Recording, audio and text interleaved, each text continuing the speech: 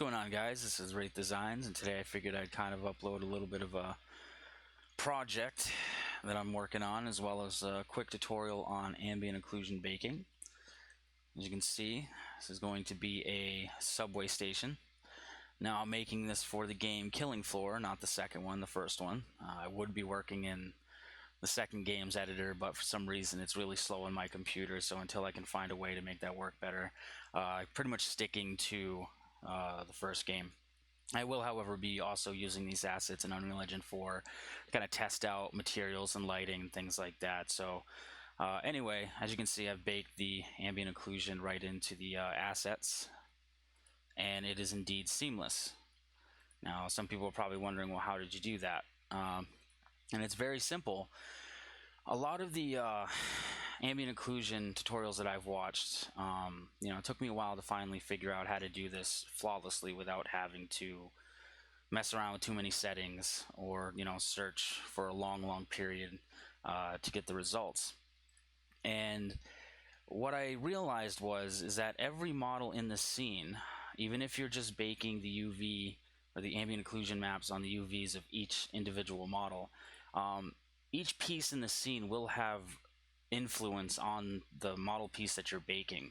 And what that means is, as you can see over here, this here was baked keeping these in mind, meaning I left these where they were. And even though I was only baking the texture on, say, this piece here, when it baked the ambient occlusion, it knew these pieces were here. So it just worked around the piece, creating the shadows as you see on this piece here. Same thing with this towards this. Now, if I bake this will keep relevance of this wall being here and made it a little darker shadow over here and vice versa. So that's just one part. And now I also had to keep in mind that this was going to be connecting to each other piece. If I just did this alone,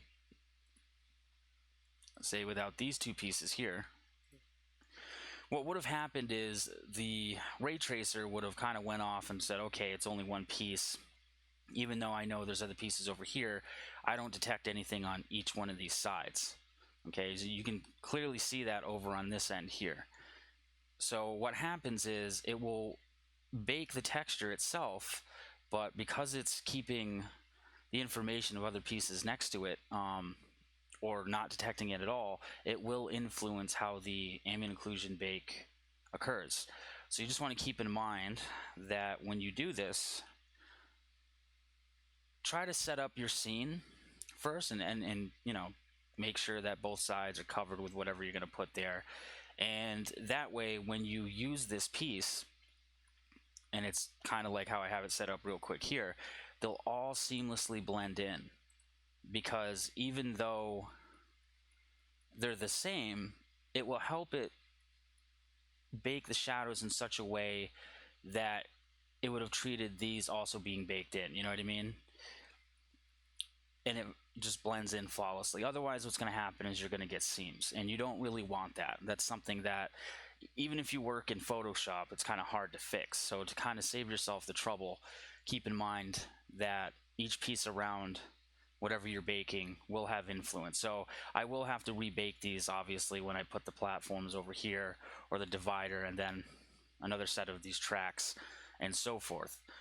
Another thing you want to keep in mind is that sometimes you're going to get areas that are underneath, like for instance these.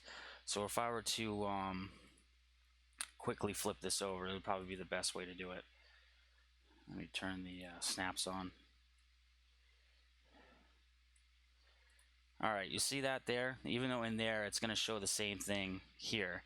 But to get a better understanding, the way I was able to get this shadow to look properly underneath was basically all I did was I took all these pieces together and I flipped it over and baked these individually, each piece. Now these I didn't have to bake in with it. This I did, so I just kept these attached to this flipped over, and using the skylight, as it's, what it does is the skylight.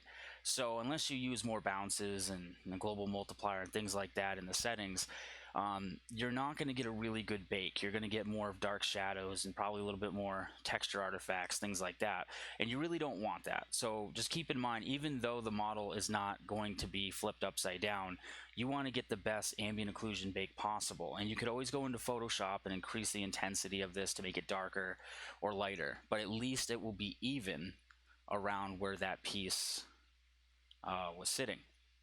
So if I go back real quick, if you do bake it that way and that's kind of what you want, just keep in mind that it's going to take more light bounces, more time, and CPU power or GPU power, depending on what you're using, to create the same effect.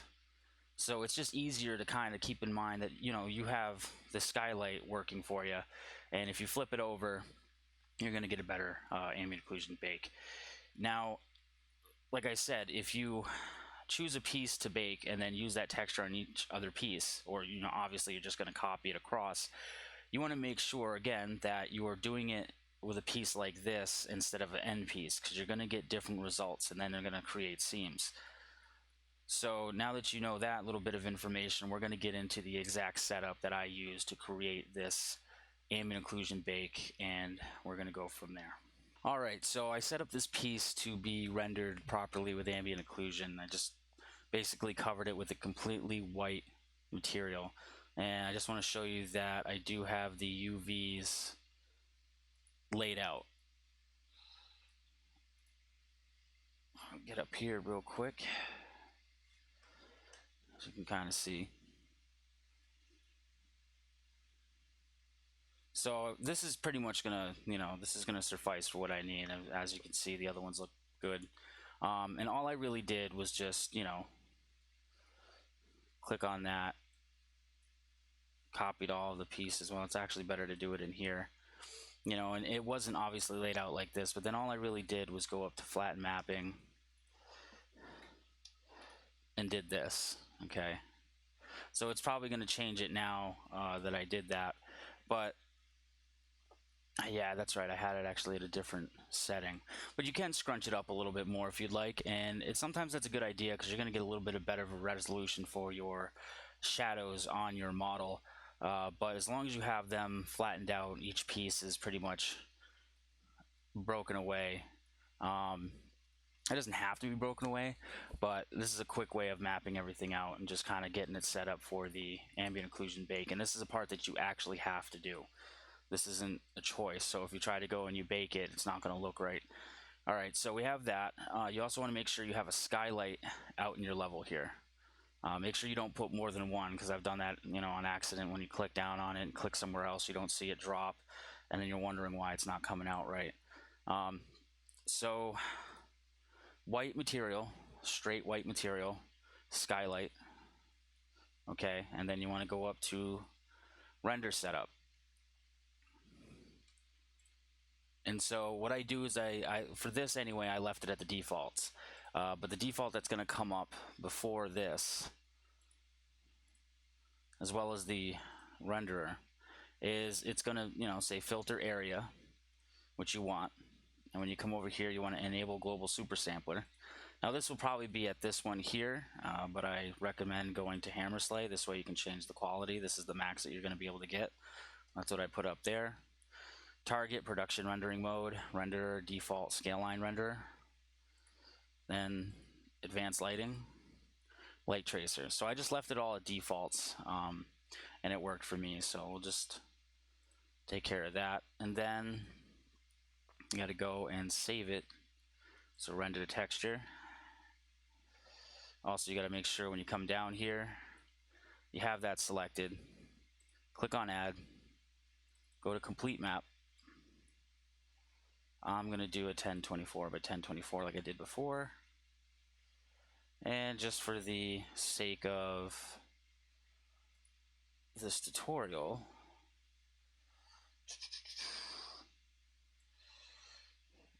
there we go, we'll just go in here. I think this is the right one, yep. Now I do BMP just to kind of show everybody what I've created, as well as be able to see it with a thumbnail. If you do Targa, you're not going to be able to see a thumbnail, so sometimes you may think it looks a certain way and take a chance, or you'll have to open up a program like Photoshop to just be able to view it. So I like to keep the highest quality image possible, and from my experience, that's a BMP, and you could always optimize this afterwards. So same thing when you're baking ambient occlusion maps, sometimes it's better to bake it at a higher resolution than what you're aiming for, just so that if you have to optimize it or edit it, it's not going to look worse and worse every time you resave it after the initial bake. So we're just going to go AO demo. Nope. AOD emo. Yeah, I guess. And I make sure that this is selected. So what we do now is basically render it out.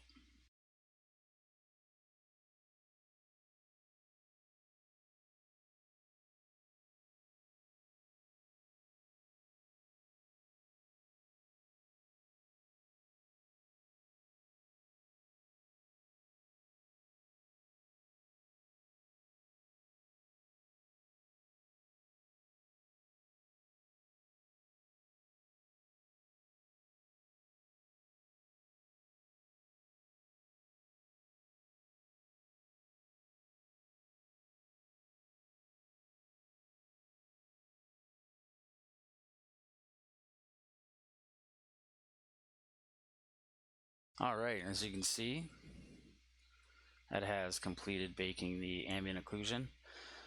Now, like I said before, depending on what resolution you pick, it may or may not look better, and depending on what sort of light tracer settings you set up, the shadows may look better or not so good. But again, it's really just shadows, so you're not going to see too much detail in those mixed with your normal maps and your diffuse textures if you do it right. And you also want to keep in mind that you're trying to optimize as many textures as possible, as well as your assets, so that the game will run at a proper frame rate. Now, I always try to aim for 60 frames a second or higher, but that's up to you. So as you can see here,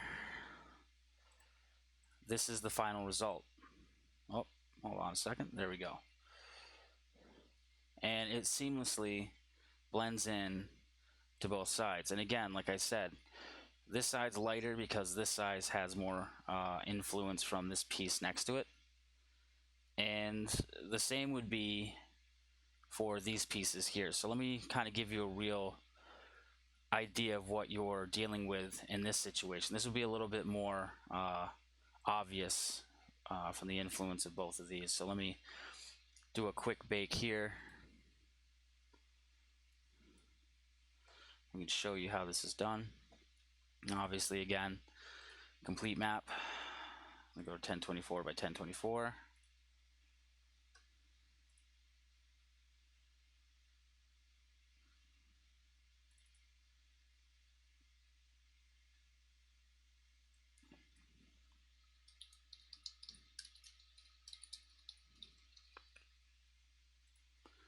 Give it a quick name. Oh, another thing that I didn't point out last time, you want to make sure it's on channel 1, because that's the UV channel that you mapped out your texture map, which would be the same for diffuse and normal map, things like that. Light maps are a little different, but you can watch my other tutorial on that subject. But you want to make sure that it's on the channel that you unwrap your UVs on. Otherwise, if you don't have this selected, or you do an automatic unwrap, it's not going to match the UV. So if you want to mess around with it later in Photoshop and it doesn't match the texture layout, it's not going to work right. So just keep that in mind. And then again, we'll do a quick render, and we'll fast forward to the results.